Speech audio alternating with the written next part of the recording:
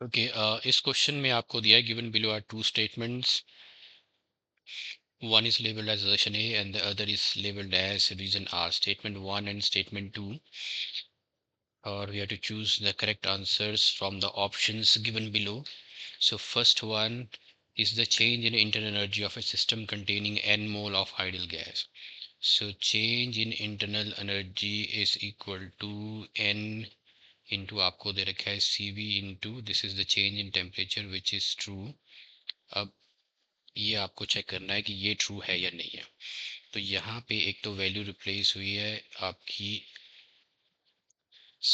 Molar specific heat at constant volume. So हम यहाँ use कर लेते हैं Mayer's formula CP minus CV is equal to R, और गामा इज इक्वल टू रहता है CP by CV.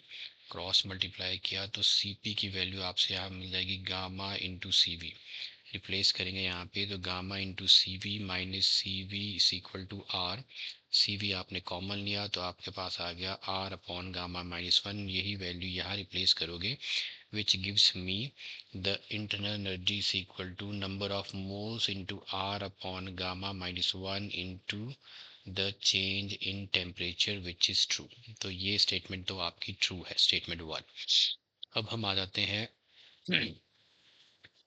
Next statement 2 पे. स्टेटमेंट इसमें दिया relation between degree of freedom और गामा आपका ये है. तो इसको आपको चेक करना पड़ेगा सेकंड के लिए. अब इसमें हम यूज़ करते हैं law of equipartition of energy. तो according to law of equipartition of energy average energy of one molecule, तो average energy of one molecule according to law of equipartition is given by F by 2, where F is the degree of freedom, F by 2 into AB into 2. क्योंकि एक molecule के साथ जो energy related रहती है that is half into K B into T.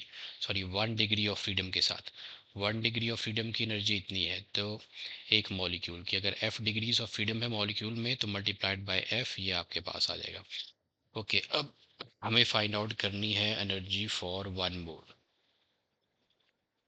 1 मोल मैंने ले लिया तो U इज इक्वल टू आ जाएगा 1 mole means we have to multiply this with the Avogadro number, number of molecules into F by 2 into Kb into T. Now Na into Kb, Avogadro number into the Boltzmann constant is R. So आपके पास U is equal to आ जाएगा, that is the energy of 1 mole. आपके पास आ जाएगा this is F by 2 into R into T. ये आ गई energy of 1 मोल. तो अब हम इसमें मुझे रिप्लेस करना है molar specific heat at constant volume निकालते हैं. So molar specific heat at constant volume is equal to the rate of change of internal energy with respect to the temperature. Okay, तो ये आपका आ जाएगा molar specific heat at constant volume with is the rate of change of internal energy with respect to the temperature. ये मैंने लिया F by 2 into RT. तो molar specific heat at constant volume is equal to यहाँ पे आ गया ये F by 2 into R. Differentiation of T with respect to T हो जाएगा 1, तो ये आ गया F by 2 इंटू R. अब यहीं पे मैं दोबारा यूज़ करता हूँ Mayer's formula CP minus CV is equal to F by 2 into ये रहता है R. So this is R. Okay, तो यहाँ से मैं निकाल लेता हूँ CP. इसको फिर मैं यूज़ करूँगा एडियाबैटिक इंडेक्स में. CP इज इक्वल टू आ जाएगा R प्लस CV. तो R प्लस CV आपने निकाल रखा है F by 2 into R. So this is R into 1 plus F by 2. Okay, this is the molar specific heat at constant pressure. Gamma is equal to रहता है CP minus CV.